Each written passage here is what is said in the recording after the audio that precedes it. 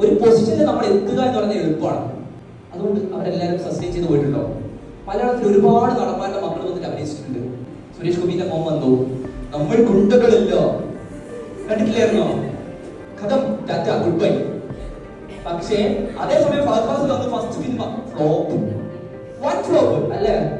അന്ന് എല്ലാവരും കൂടി ഫഹദ് ഫാസിൽ എടുത്തിട്ട് ഉടുത്ത് അലക്കി എന്നൊക്കെ പറയുന്നത്, അങ്ങനെ എല്ലാവരും കൂടി എടുത്തിട്ട് ബാഷ് ചെയ്തു. പക്ഷേ അതേ ഫഹദ് ഫാസിൽ തിരിച്ചു വന്നു. കാരണം അയാളുടെ സ്കില്ലിലാണ് വർക്ക് ചെയ്തത്. അയാൾ പ്രസ് മീറ്റ് നടത്തിയിട്ട് ഈ ആൾക്കാരൊക്കെ മോശമാണ്, എന്നെ ടാർഗറ്റ് ചെയ്യാൻ ഒന്നും പറഞ്ഞില്ല. പറഞ്ഞോ? ഈ ഓഡിയൻസ് ഞാൻ ഫാസിലിന്റെ മോനായതുകൊണ്ട് എന്നെ ടാർഗറ്റ് ചെയ്യാണ്, എന്നെ നശിപ്പിക്കാൻ നോക്കുകയാണ്, തുടക്കം മുതൽ എനിക്ക് എന്നെ ടാർഗറ്റ് ചെയ്യാണെന്ന് ഒന്നും ഫഹദ് ഫാസിൽ പറഞ്ഞില്ല. ഫഹദ് ഫാസിൽ ഒരു ഗ്യാപ്പ് എടുത്തു, അയാളുടെ സ്കിൽ സെറ്റിൽ വർക്ക് ചെയ്തു, അയാൾ തിരിച്ചു വന്നു. അയാൾ എന്തുകൊണ്ട് സിനിമയിൽ വന്നു എന്നത് അയാൾ പോയി അല്ലേ?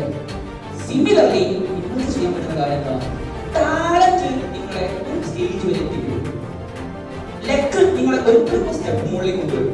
പക്ഷെ ഹാർഡ് വർക്ക് ആണ് അവിടെ കൺസിസ്റ്റന്റ് ആയിട്ട് നിങ്ങളെ നിൽക്കാൻ പറ്റില്ല.